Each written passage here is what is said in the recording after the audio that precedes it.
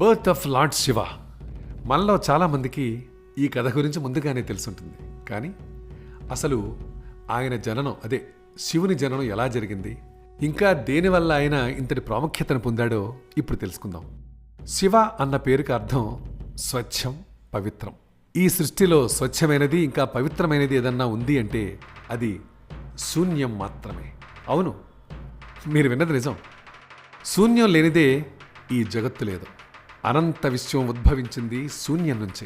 అందుకే విశ్వకర్త అయిన శంభుడు శివ అని అందరిచే పిలువబడతాడు. ఏదైనా వస్తువుని తయారు చేయాలి అంటే శూన్యం నుంచే తయారు చేయాలి. చివరకు ఆ వస్తువు శూన్యంలోకే చేరిపోతుంది. కాబట్టి శివుడికి శివ అని పేరొచ్చిందని తెలుస్తోంది.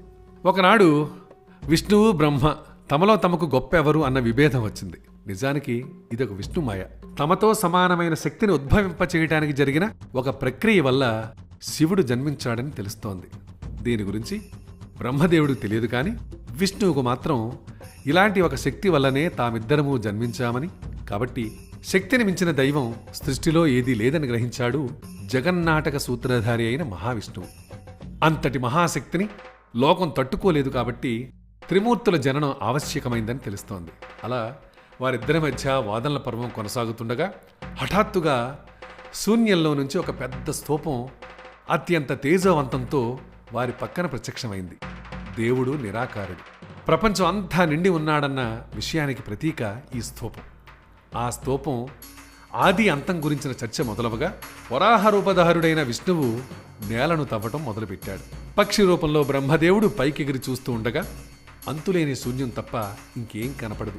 విష్ణువు తన ఓటమిని అంగీకరించి, నిరాకారుడవు నీవు, మనం ఎంత గొప్పవాళ్లమైనా ఎటు పోయినా చివరకు మిగిలేది శూన్యం అన్న ఇంతటి పవిత్రమైన శూన్య సిద్ధాంతాన్ని చెప్పావని, చాలా గొప్పవాడివని శ్లాఘించాడు.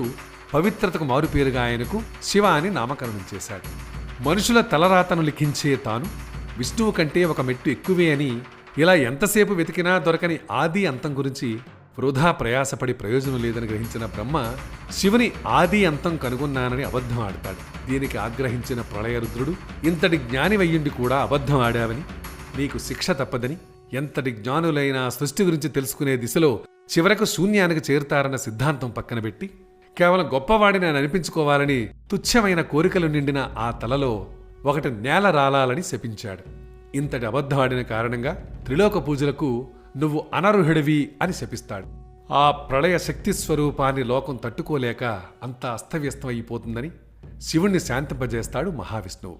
అప్పట్నుంచి కోపం వల్ల కలిగే అనర్థాలకు లోకం బలి కాకూడదని ధ్యానం అనే ప్రక్రియను మొదలుపెట్టాడు మహాశివుడు.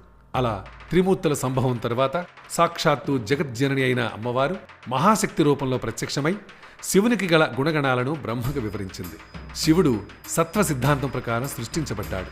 అవేంటంటే ప్రేమ, శాంతం, త్యాగం, రౌద్రం, తేజం. ఇలాంటి గుణగణాలు ఉండటం వల్ల ఆయనకు ఎలాంటి ఆడంబరాలు రుచించవు. రజస్ ఇంకా తమస్ అనేవి శివునికి అలంకారాలు.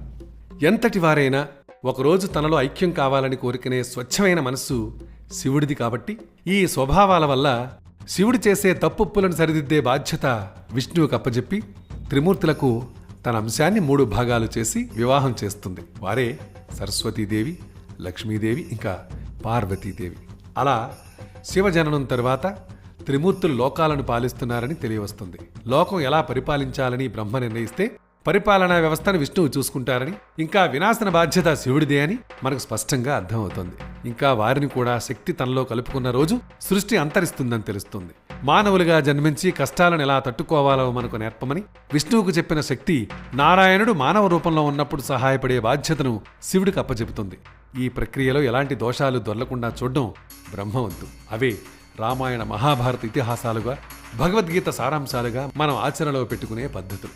నిరాకారుడైన దేవుడికి మానవ ఊహ జతపడ్డం వల్ల విగ్రహారాధన మొదలైంది. కానీ త్రిమూర్తుల శక్తిని జనులు పూజించాలని ఉద్భవించిన లింగం తప్ప ఇంకే విధమైన ఆకారాన్ని పూజించకూడదనే ఒక వాదన బలంగా వినపడుతోంది.